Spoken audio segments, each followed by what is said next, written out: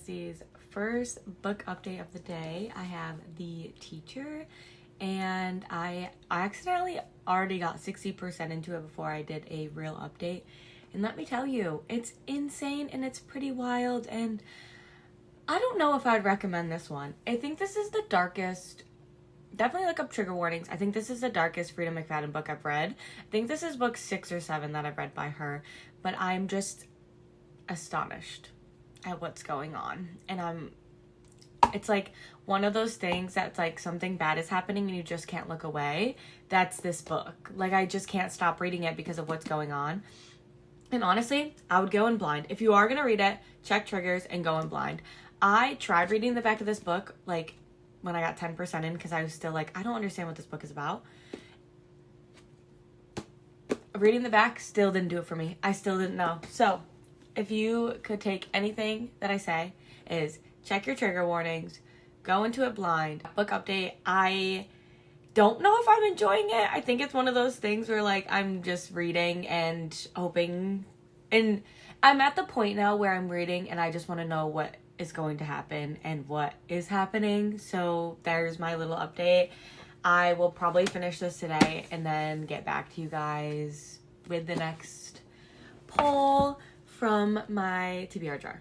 Hi besties, it is the next day. I have a few updates for you guys. One, this is the first book that was picked and I finished it last night. I actually finished it yesterday on my lunch break, I think.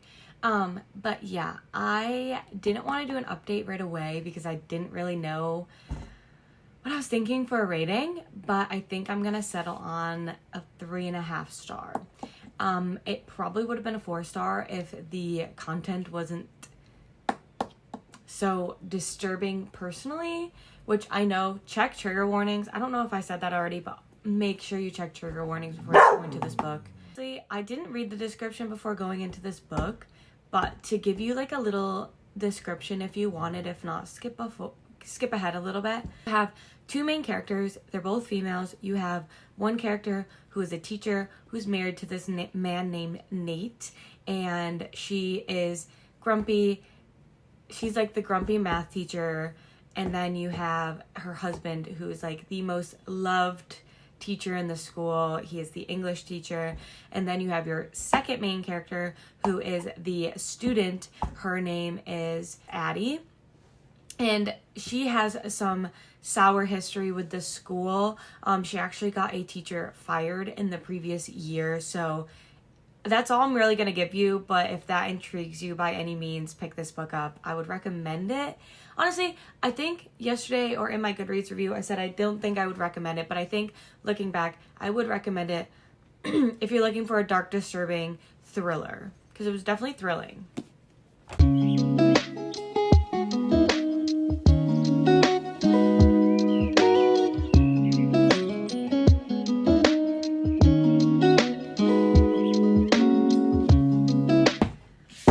So after I finished that one, I wanted to sit on my review, so then I had my boyfriend last night pick a new book out of the jar, and honestly, I was feeling like a little fantasy romance moment.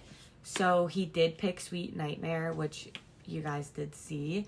So actually, let me talk with this. So this is another one. I haven't read the description, a little bit of what I've read so far. I am 100 pages in. I think it's like around 480 to 500 page book. So I'm 100 pages in, so I'll give you guys like a little description and then like first update.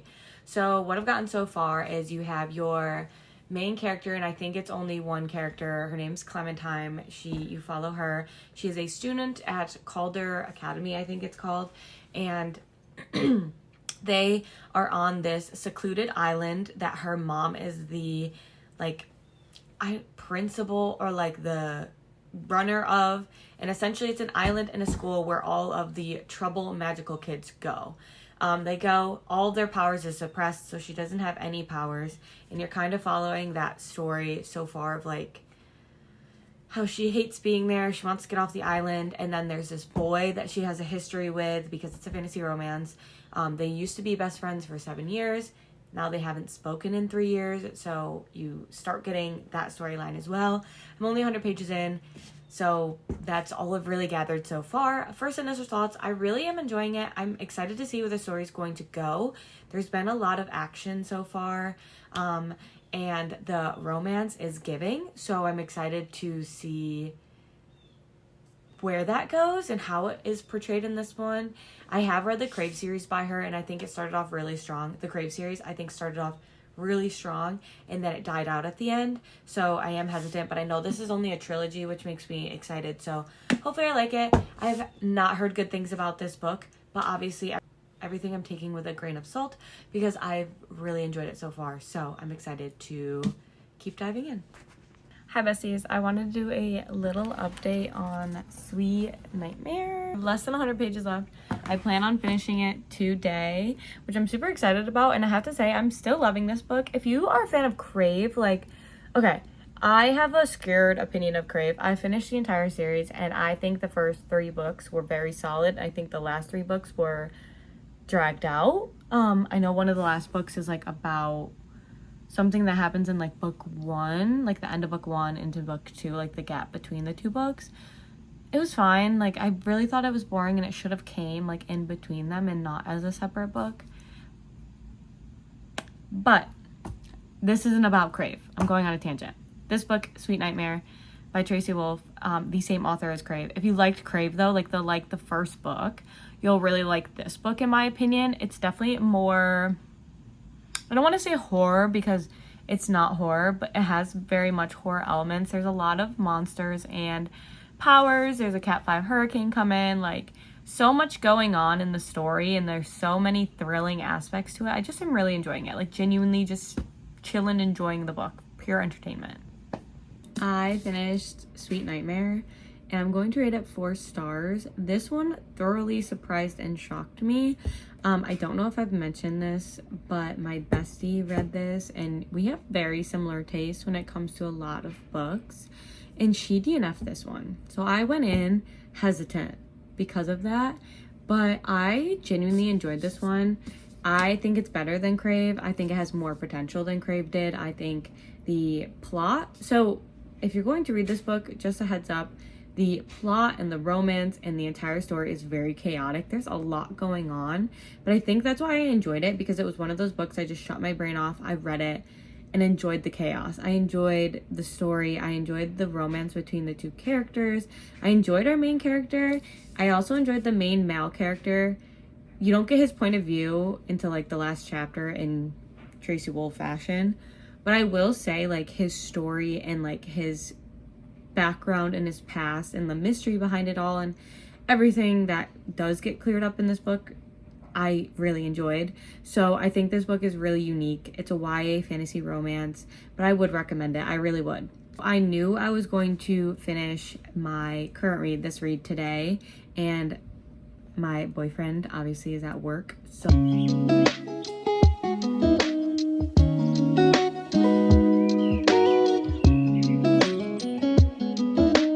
I had him pick a prompt last night, and I'm in like a romance mood after reading a fantasy and after reading a thriller. I think I read a thriller. What was the first book I read for this? I don't know.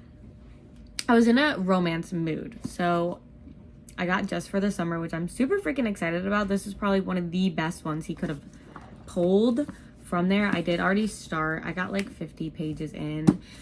No real thoughts yet. If you don't know, this one follows Emma and Justin. They met on a Reddit post, and essentially the premise is that they both date people, and after they break up, those significant others find the one. They find the person that they marry and like start a life with. So those 2, they think they're cursed, so they decide to date and break the curse. So I'm 50 pages in. They've met on Reddit. I'm enjoying it, just like I enjoy every Abby Jimenez book. I just know this has so much potential. It's been so fast. I mean, I sat down for like a very small percentage of time to start this book before I really got on here with you guys, but yeah, I'm really enjoying it, so I'm excited to see where this goes. Hi besties, I finished Just for the Summer last night at like 2 a.m. so that's why I'm making my update the next day.